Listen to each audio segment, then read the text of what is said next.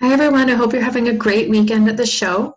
My name is Hilary Smith, and I'm the International Client Relations Consultant for Extraordinary Conceptions Agency. I'm located in London, United Kingdom, and part of my role is to assist and guide our international intended parents through the surrogacy process in North America. So today I'm here to answer some of the most commonly asked questions that we get on surrogacy.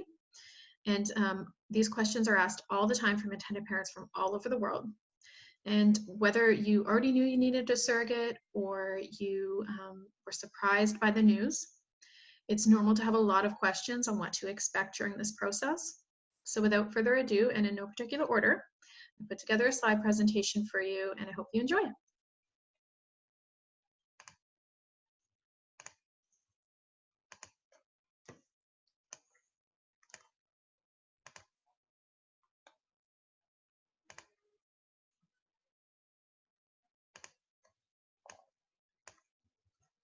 So commonly asked questions on surrogacy answered. First question we're going over today is, who is surrogacy for? And can I use a surrogate as a single or same-sex couple? So surrogacy in North America is for any person who can't carry a child on their own for whatever the reason, whether that be for medical, social, or genetic reasons. And yes, options are available in North America for people of all sexual orientations, whether you are single or married and anything in between. What are the benefits of working with a surrogacy agency? So there are many benefits to working with a surrogacy agency to assist you through the surrogacy process.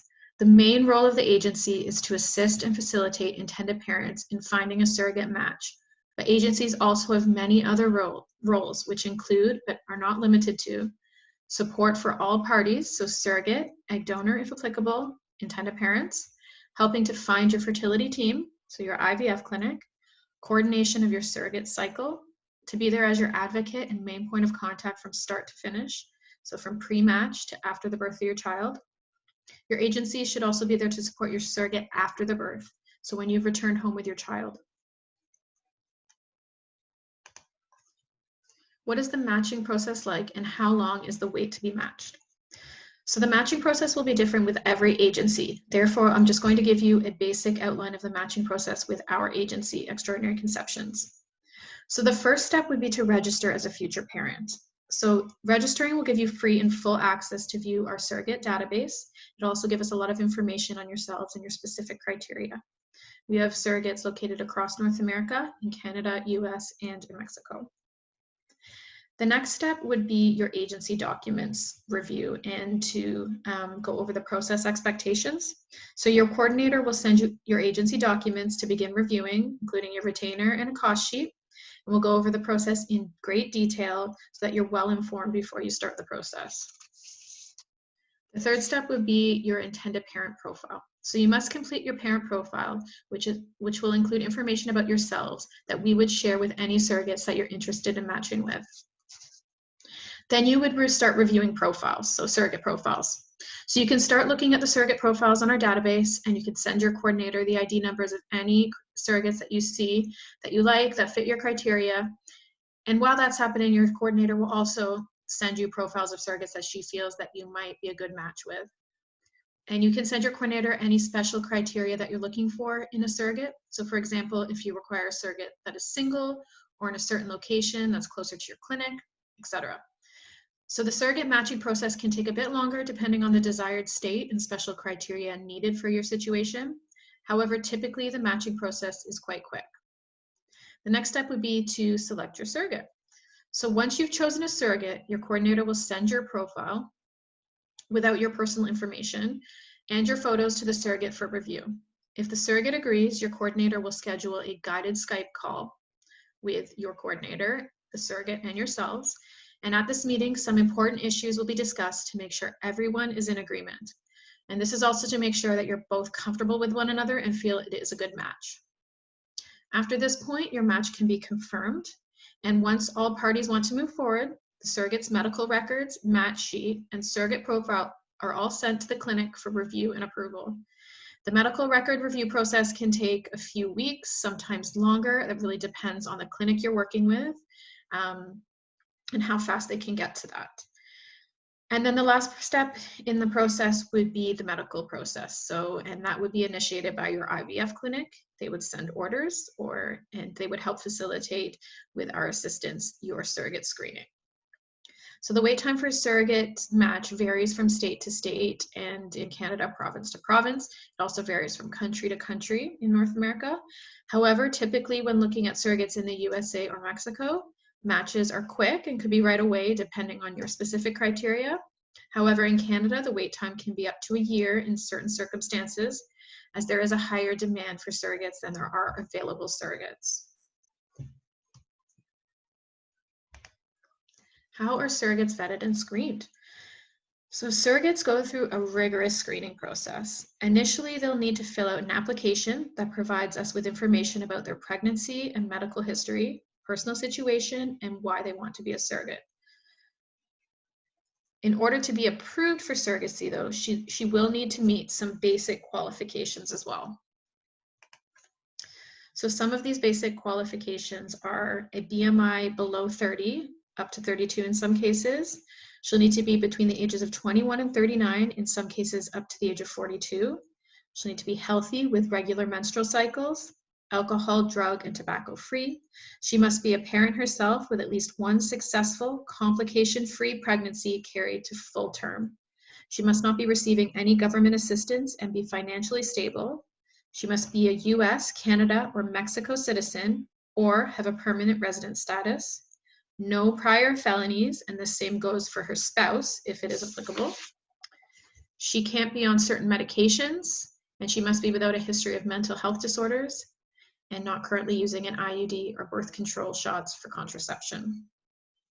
If the application is approved, her profile will then be available to review by potential intended parents on our database. Once she is selected, she'll then go through additional screening procedures ordered by your IVF clinic, including infectious disease screen, a full blood screen, drug testing, and evaluation of her uterus. She'll also undergo background and financial checks, as well as a psychological assessment. These are just to name a few. How long does the whole process take after I'm matched? So once you're matched to the embryo transfer, it can take a few months at least. During this time is when the medical testing, psychological testing, and legal contracts happen, and then preparation for the embryo transfer takes place. So this timeline, of course, depends on many factors, but all going well, it's typically a few months on average. Then, if your surrogate gets pregnant on her first embryo transfer, then you can tack on another 9 to 10 months of pregnancy, and you're looking at around a year or more from start to finish. What is the difference between a gestational surrogate and a traditional surrogate? So a gestational surrogate is when the surrogate is not genetically related to the baby she is carrying for someone else. So the embryo or the embryos transferred into her uterus by way of IVF were created using the intended parent's genetics and/or a donor's genetics and placed inside her womb. In a traditional surrogacy, the surrogate is genetically related to the baby, having used her own eggs, which were fertilized by either an intended father or donor sperm, but she has no intention of having parental rights to the baby. Typically, traditional surrogacies are carried out in the clinic by an intrauterine insemination, and traditional surrogacy is not as commonly practiced in North America as gestational surrogacy is because of the legal implications, the potential legal implications of the surrogate having shared genetics with the baby she is carrying. And at Extraordinary Conceptions, we do only have gestational surrogates available for matching. Will the surrogate want to keep the child? What are the chances of this happening? So this is probably one of the most common questions we receive from intended parents all over the world. But the short answer is no. The surrogate has no intention of keeping the child, and the chances of this happening is extremely low. Most describe surrogacy as like a long babysitting job. So the surrogates know the child is not there from the start, and they go into this process well aware of this. And as mentioned previously in gestational surrogacy agreements, the baby is not genetically related to the surrogate. Therefore, this also limits risks of them wanting to keep the child. Most surrogates have already completed their families before becoming a surrogate. Psychological screening, home, and criminal background checks are also a mandatory part of the process to limit any risk. Legal contracts and pre and post birth orders are also put into place to protect all parties. So the short answer is no. Your surrogate will not have any parental rights to the child.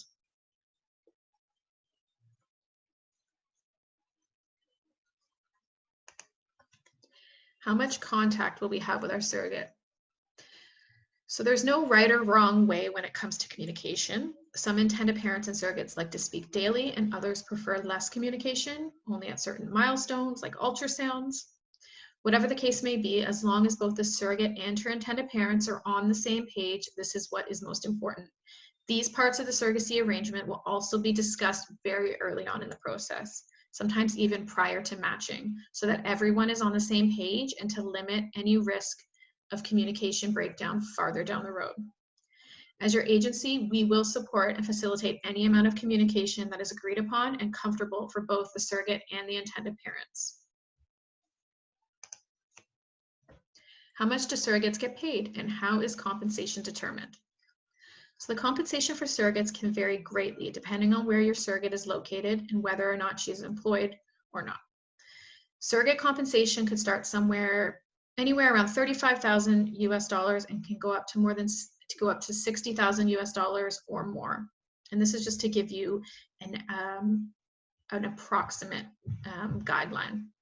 First-time surrogates would typically start at a lower compensation than a repeat surrogate, who in some US states can request a higher compensation. So I say in some US states because you need to keep in mind that compensated surrogacy is not legal in all US states, as surrogacy laws and regulations vary from state to state quite greatly. If your surrogacy process is happening in Canada, then your surrogate wouldn't usually receive more than about $25,000 US in reimbursement costs, as Canada's law forbids compensated surrogacy. So the Canadian laws only allow for altruistic surrogacy arrangements, and therefore surrogates will only be reimbursed for any costs incurred that are related to the surrogacy for things such as out-of-pocket expenses, food, clothing, transportation, just to name a few. Who are the legal parents of a surrogacy arrangement, and will the surrogates have any rights to my child?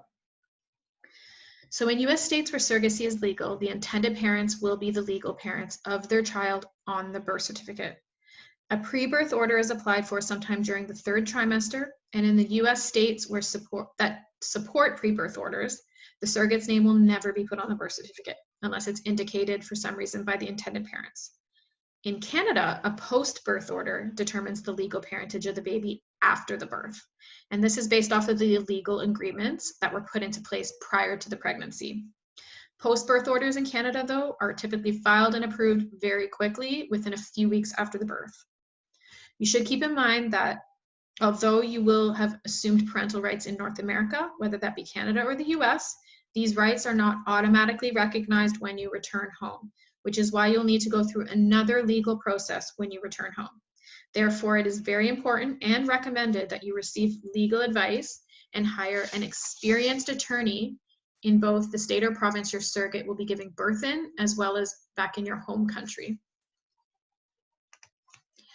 So the last question is, how do I get started on the surrogacy process?